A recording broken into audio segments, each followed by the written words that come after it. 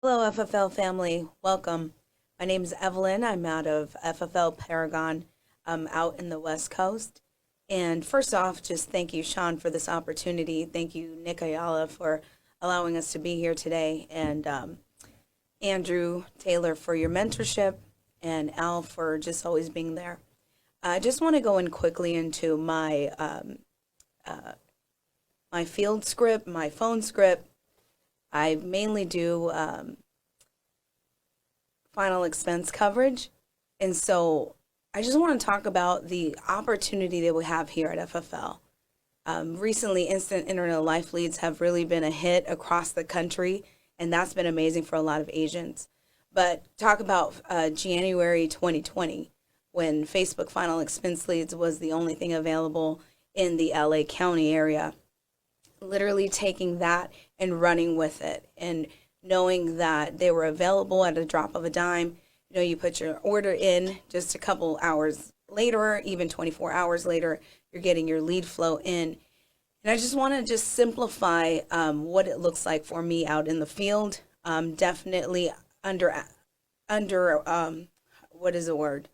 Underwhelming, the idea of a life agent to an underwriter. You're just an underwriter. And I think that's where a lot of people get hung up over.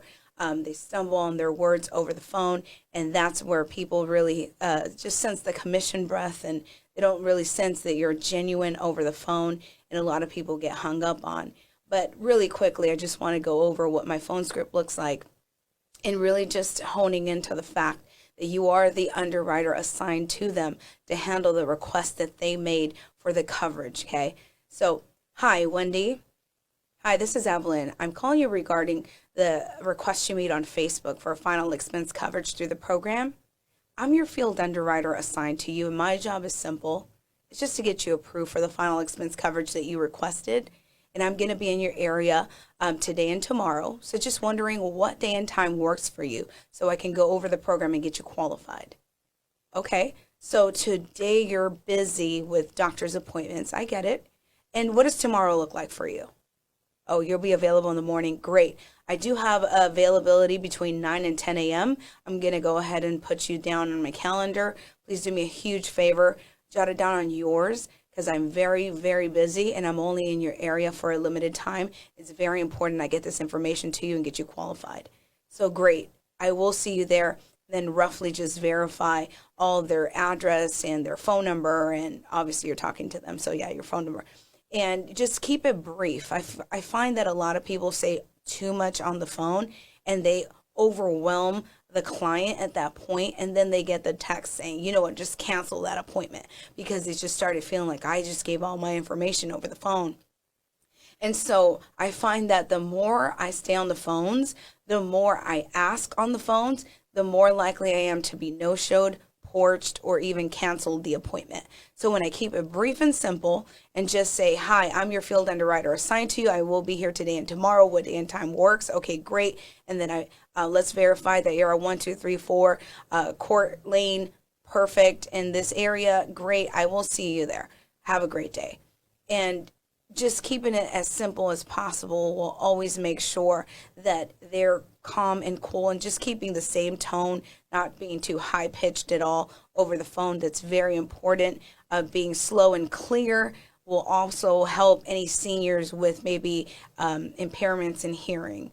So once we go ahead and lock down that appointment, it's so important that you just obviously jot it down on your calendar, right? And don't think too much of it. Go ahead and dial another, because just like Sean said, don't get excited that you booked an appointment, because the truth of the matter is that's your job. Keep it moving. So just dial. A lot of people ask, how many dials do you do? What kind of dial? What do your dial days look like? Me personally, I'm very strapped for time, as Zach and I are pastors of a senior senior pastor, of a church. So we're strapped for time. We literally dial every day for various hours throughout the days in between appointments. It's really whatever it takes. I don't really track my dials per se. I don't know how many hours I spend on the phone. All I know is that I have to get 8 to 10 appointments in for 4 days a week. Each day have those 8 to 10 appointments, and that's really the goal. 30 to 40 appointments is really the goal if you're just strictly doing final expense, just because you may get no's or cancellations or the premiums aren't that big. But the truth of the matter is if you put the hard work in, you know that you can actually achieve those larger numbers. And I am tracking to do over 400K this year, reaching that Hall of Fame goal strictly on final expense. And so that just kind of is a testament to the hard work that is put in place really to achieve those numbers. And then also once I'm in the home, it's literally like a 15-20 minute sit at max. And it literally is, hi, Mary, I'm here for the appointment. I'm your field underwriter to get you approved for the final expense coverage you requested. I'm going to ask you some quick questions to see exactly how I can qualify you, health related, so that I know exactly what carrier to take you with. Okay, fair enough? Great. Now, just to verify, your birthday is January 10th, 1958. Is that correct? Awesome. Now, were you looking to cover a burial or a cremation? A burial. Okay, that's great. So the national standard average on a burial is about 15,000, but if you're here in California, it's closer to 20,000. So I'll show you 3 options, 20, 25, and 30. Whatever option works best, we'll make sure we run an application and see exactly what carrier I could possibly get you approved. Then I go in for medical questions. Auto knockouts. I always ask for congestive heart failure, COPD, insulin diabetes, or even on dialysis, heart attack, stroke, anything like that. That is, a big red flag for some of our carriers, or all of our carriers, I should say, that could automatically get them declined with some of our carriers. I do just go out for the knockout questions. If they say no, none of that, it's just high blood pressure and I have a little bit of cholesterol, but everything's under control, then we know we could take them to Americo Prosperity Mutual of Omaha. They'll get approved there.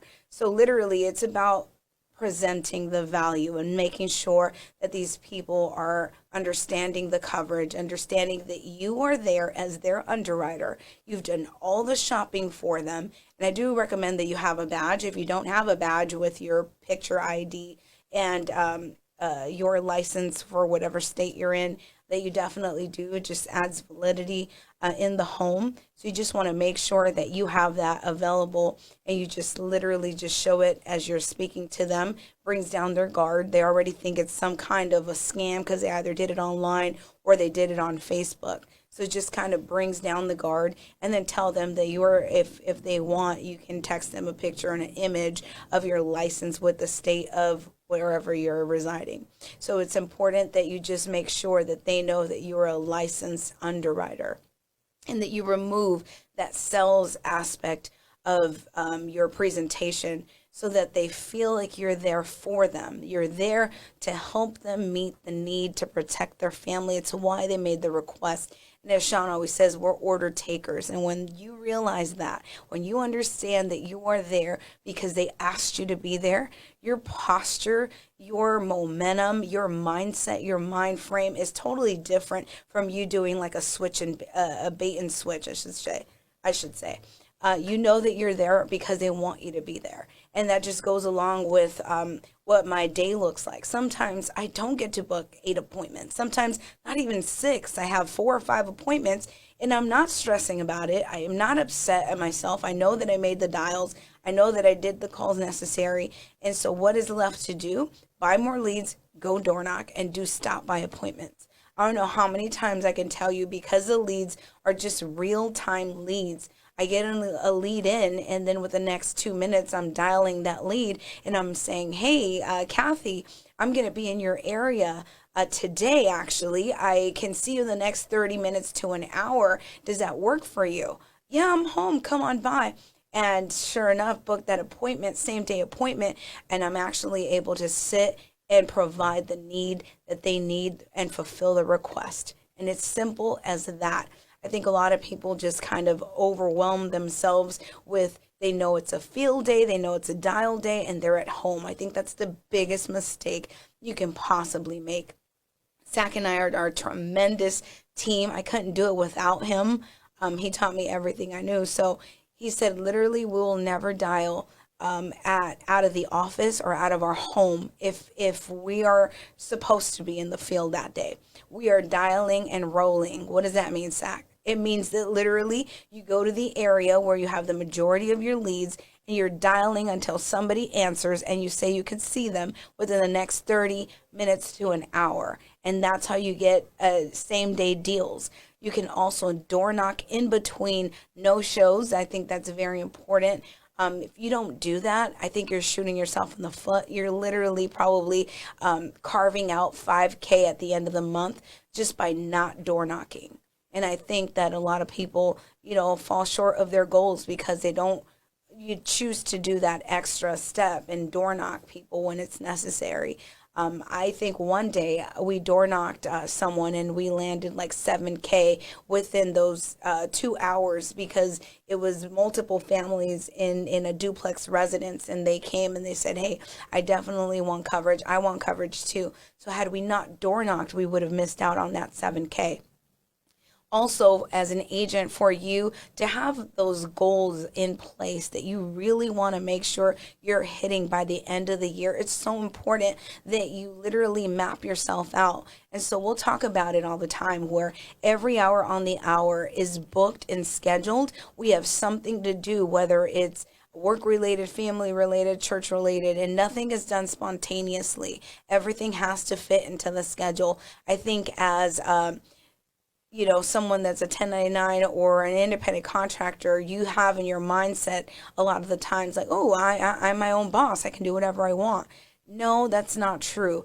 If you are not working for yourself and giving, the best foot forward, you're cheating yourself, and you got to look at yourself in the mirror and say, I failed myself. No one else failed me. The leads were available to me. My cell phone was on deck, but I went to social media, or I did a binge on Netflix for an entire week, and now I have no production to show for. I think that's a huge mindset change that has to take place. Step number one, when you come from a W-2 to independent contractor, you have to know that you're paying yourself. Rent is due daily. And Zach will get on my case all the time and say, if you're supposed to be working, work. If you're supposed to be dialing, dial. If you're supposed to be door knocking, get it done.